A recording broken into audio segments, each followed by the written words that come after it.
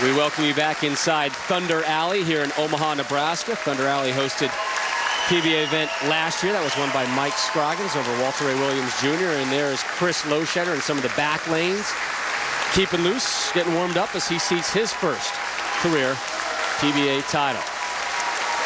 There is Walter Ray Williams Jr. He wanted to give a quick shout out to his grandmother. Violet Ehler turns 100 today in Modesto, California. Walter Ray's mom and sisters there visiting. They are hoping they can find ESPN somewhere in the nursing home. So hopefully they had good luck with that. We're big in nursing homes. Whoa, Brooklyn it. And Walter's going to stare down the lanes here. That makes sense. Get it right and it goes Brooklyn. Yeah, well, this ball looked like it was headed for the gutter and just stays on and then goes Brooklyn. Very interesting.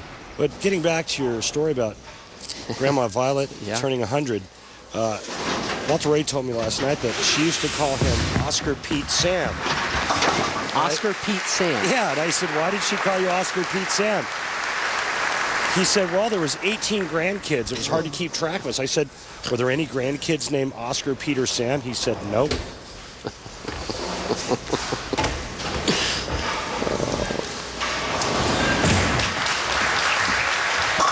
There we go, Walter Ray. And Walter Ray, of course, an avid sportsman in the horseshoe world, 6th at the World Tournament this year. As he said, sounds better than it really was. Probably the worst he ever played there. Very disappointed in that 2-week tournament in York, Pennsylvania. His game going downhill, is what he said. Still one of the best. He makes a lot more money bowling than he does playing horseshoes, so I wouldn't worry about it. He's still bowling great. I would think there would be limited sponsorship opportunities in the horseshoe world, but I could be way off. Hambone! Couldn't wait for that one, huh? How's it feel? Welcome to Hambone State. It did feel nice.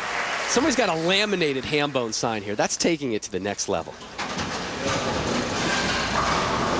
Brad Angelo dialed in, high flushing every shot. Look at the demeanor and the concentration on his face. This guy is serious. He said, Randy, you know, I got to downplay trying to win that first title. Just go out and bowl. That's what he's doing today. Looking for 5 in a row. Ooh, boy. Gosh. 3, 4, 6, 7. Well, this one is the first bad shot of this match that he's thrown, and he gets it left of target and pays the price, leaving the 3, 4, 6, 7. Get the ball over here to the right side of the 6-pin, drive it over into the 4-7. The ball will take out the 6, excuse me. Get that ball to the right side of the 3-pin. Slide it over. Pete Weber made this split famous. Seemed like every time he left one on television, he would convert.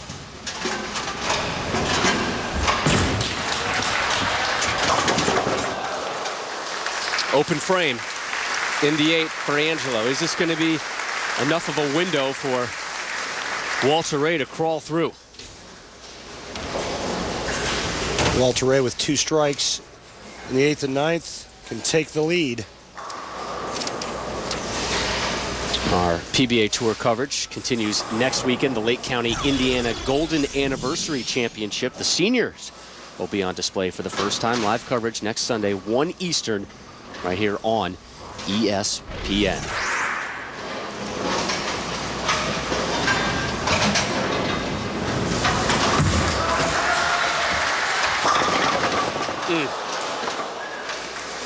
Now the right lane is the mystery lane for Walter Ray, and he's gone light, he's gone Brooklyn, and now he goes just a little bit high, leaving the 4-pin, and he has to finish the match on this lane.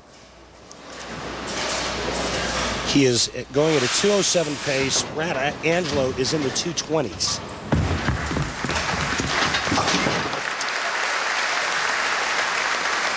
And the key here now, Rob, is for Walter Ray to put pressure on his opponent. He can strike here in the 9th frame and strike out in the 10th frame. That'll give him 227 and will force Brad Angelo to throw a double with 2 frames remaining. This match kind of typical of the whole week for Walter Ray, where he said he really had to grind it out.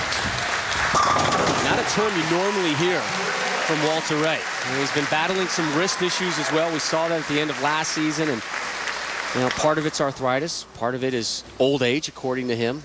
It's not perfect, but manageable, and obviously the wrist, a vital component to any bowler.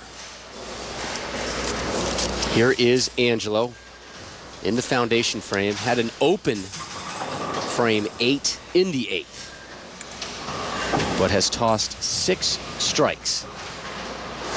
The number 3 seed trying to earn a title shot versus Chris Loschetter. If that happens, we are guaranteed a first-time winner on the PBA Tour.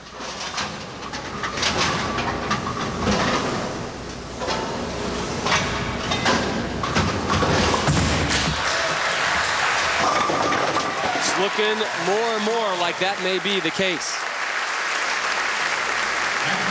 Well, he's composed himself nicely today, keeping his emotions intact.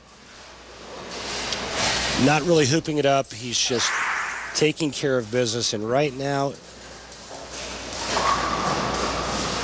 with a strike here in the 10th frame, he can all but seal the deal and move on to the title match.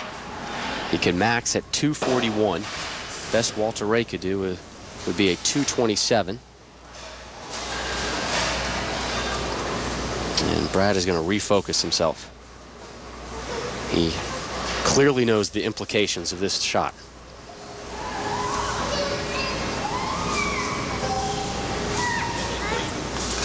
Yeah, young child in the audience making some noise. Young child crying, apparently a Walter Ray fan. Walter Ray says, nope, it's not mine. Walter Ray was walking with his daughter around here yesterday, Rebecca Lynn.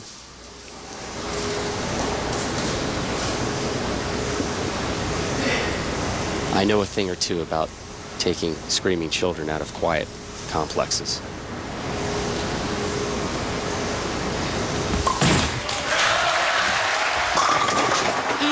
Leaves the 10. And just another great shot. He had to back off twice, gets up and just pures it, only to leave a ringing 10. Watch this. This ball is beautiful. Right into the 1-3. 6-pin goes around the 10. And now Walter Ray Williams Jr. can steal this match away from Brad Angelo.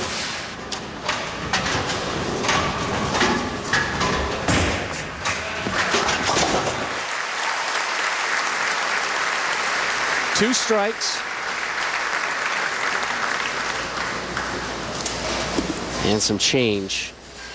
And Walter Ray can move on here as Brad Angelo will finish up in the 10th. Again, Brad Angelo changing thumbs. Try a different bowling ball here.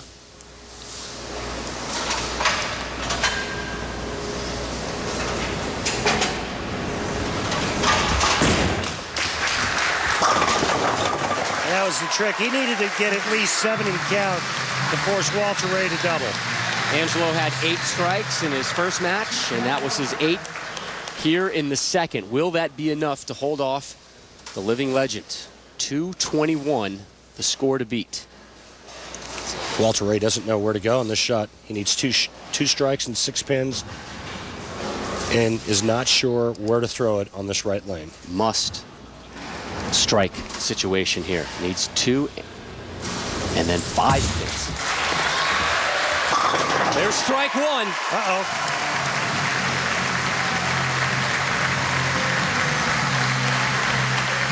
When you have a legend down, you keep him there.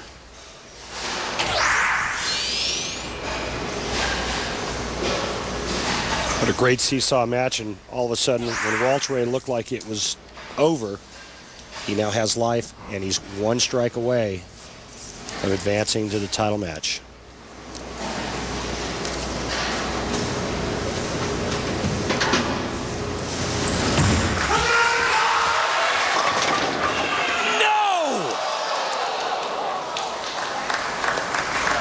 Angelo moves on.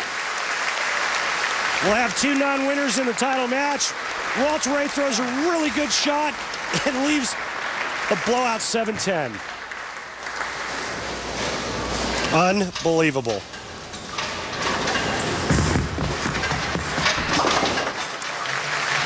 Walter is not going to be happy. He grinded this one out like he has done all week long, and he thought he had it. We thought he had it.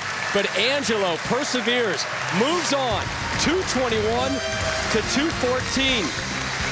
When we return, the ladies take to the lanes.